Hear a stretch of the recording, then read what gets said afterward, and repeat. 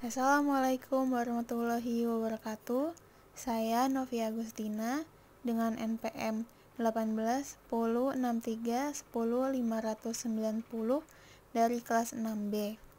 Ingin memaparkan tugas individu tentang inovasi kurikulum berbasis kompetensi dan inovasi kurikulum berbasis masyarakat. Pertanyaan pertama, bagaimana pengembangan kurikulum berbasis kompetensi? Kurikulum berbasis kompetensi dikembangkan untuk memberikan keterampilan dan keahlian bertahan hidup dalam perubahan, pertentangan, ketidakpastian, dan kerumitan-kerumitan dalam kehidupan. Kurikulum berbasis kompetensi ditunjukkan untuk menciptakan tamatan yang kompeten dan cerdas dalam membangun identitas budaya bangsanya. Kurikulum ini dapat memberikan dasar-dasar pengetahuan, keterampilan, pengalaman belajar yang membangun integritas sosial, serta mewujudkan karakter nasional. Pengembangan kurikulum berbasis kompetensi didasarkan pada 3 asas pokok, yaitu asas filosofis, psikologis, dan asas sosiologis. Pertanyaan 2. Bagaimana pengembangan kurikulum berbasis masyarakat? Pengembangan kurikulum berbasis masyarakat yaitu lebih menekankan perpaduan antara sekolah dan masyarakat guna mencapai tujuan pengajaran, yaitu memberikan kemungkinan kepada siswa untuk akrab dengan lingkungan di mana mereka tinggal serta dapat mandiri.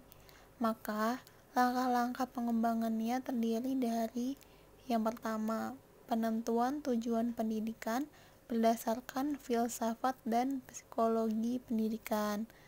Lalu yang kedua, analisis kebutuhan masyarakat sekitar, siswa, dan mata ajar. Yang ketiga, ada spesifikasi tujuan kurikulum. Dan yang keempat, pengorganisasian dan implementasi kurikulum dan struktur program. Yang kelima, spesifikasi tujuan pengajaran. Lalu yang keenam, ada seleksi strategi pembelajaran meliputi kegiatan, model, dan metode pelajaran. Lalu yang ketujuh, ada seleksi awal teknik evaluasi. Yang kedelapan, ada seleksi final teknik evaluasi. Dan yang kesembilan, ada implementasi strategi pembelajaran secara aktual. Yang 10, evaluasi pengajaran untuk menilai keberhasilan siswa dan efektivitas pembelajaran dan perbaikan evaluasi. Yang terakhir ada evaluasi program kurikulum. Pertanyaan ketiga, jelaskan perbedaan pengembangan kurikulum berbasis kompetensi dengan berbasis masyarakat. Yang pertama ada kurikulum berbasis kompetensi, yaitu kurikulum yang lebih menekankan kepada pengaktualisasian potensi siswa agar dapat digunakan untuk memecahkan masalah, memberikan kesempatan kepada sekolah untuk mengembangkan pembelajaran yang fleksibel. Kurikulum ini juga mengoptimalkan pemanfaatan sumber daya lingkungan sekolah dengan memberikan peluang pemanfaatan sumber daya yang ada di masyarakat sesuai dengan manajemen berbasis sekolah. Lalu ada kurikulum berbasis masyarakat.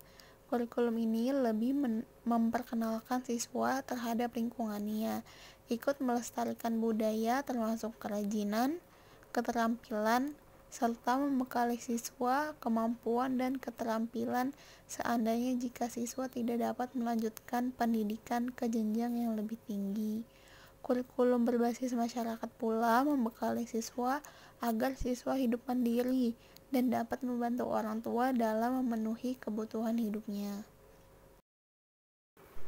Pertanyaan keempat, bagaimana hubungan pendidikan matematika dengan inovasi kurikulum berbasis kompetensi dan inovasi kurikulum berbasis masyarakat? Apabila kita telaah secara teliti tentang isi daripada kurikulum berbasis kompetensi untuk mata pelajaran matematika, secara substansial tidak terdapat perbedaan yang signifikan dengan kurikulum untuk mata pelajaran matematika yang lama. kurikulum matematika berbasis kompetensi secara substansial sangatlah sama. Yang berbeda hanyalah penyajian bahasanya dan ditambah dengan adanya tuntutan bahwa siswa mampu memecahkan masalah atau problem solving, melakukan penalaran atau reasoning, dan mengkomunikasikan secara matematika atau mathematical communication. Sedangkan kurikulum berbasis masyarakat merupakan kurikulum yang menekankan perpaduan antara sekolah dan masyarakat guna mencapai tujuan pengajaran.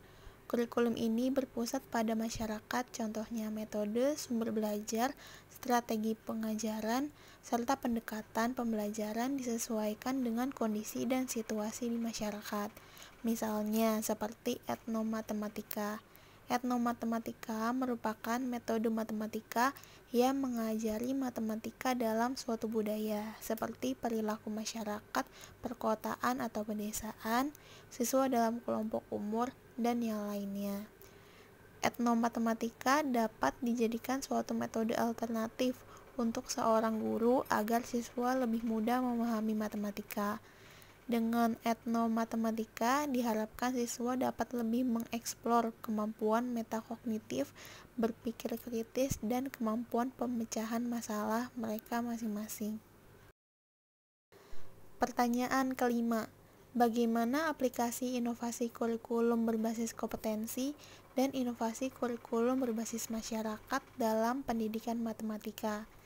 Di sini ada inovasi kurikulum berbasis kompetensi, yaitu contohnya pendekatan CTL atau Contextual Teaching and Learning. CTL adalah suatu pendekatan pembelajaran yang menekankan kepada proses keterlibatan siswa secara penuh untuk dapat menemukan materi yang dipelajari dan menghubungkannya dengan situasi kehidupan nyata sehingga mendorong siswa untuk dapat menerapkannya dalam kehidupan mereka. Di sini ada 3 konsep yang harus dipahami di dalam pendekatan CTL, yaitu yang pertama, CTL menekankan kepada proses keterlibatan siswa untuk menemukan materi. Artinya, proses belajar diorientasikan pada proses pengalaman secara langsung. Yang kedua, yaitu CTL mendorong siswa untuk menemukan hubungan antara materi dengan situasi kehidupan nyata. Yang ketiga, CTL mendorong siswa untuk dapat menerapkannya di dalam kehidupan. Materi pelajaran di dalam CTL bukan untuk ditumpuk di otak dan kemudian dilupakan, akan tetapi secara bekal mereka dalam mengarungi kehidupan nyata. Dan di sini ada inovasi kurikulum berbasis masyarakat. Jadi, belajar matematika tidak hanya bisa dilakukan di kelas yang bisa membuat siswa saling jenuh, namun memanfaatkan budaya lokal, contohnya permainan tradisional juga bisa digunakan sebagai salah satu alternatif belajar matematika. Permainan dakon atau congklak ini secara tidak langsung mengajarkan anak-anak untuk belajar matematika secara menyenangkan. Di antaranya, yang pertama, anak menjadi lebih kenal dengan bentuk lingkaran yang sebangun, dan juga bangun-bangun yang simetri. Yang kedua, proses meletakkan satu biji dakon ke dalam lubang papan dakon, maka si anak akan dilatih untuk berhitung angka-angka. Yang ketiga, proses menghitung jumlah hasil akhir dari biji dakon yang ada pada masing-masing lubang, maka secara tidak langsung si anak akan diajarkan nilai angka yang lebih besar dan lebih kecil.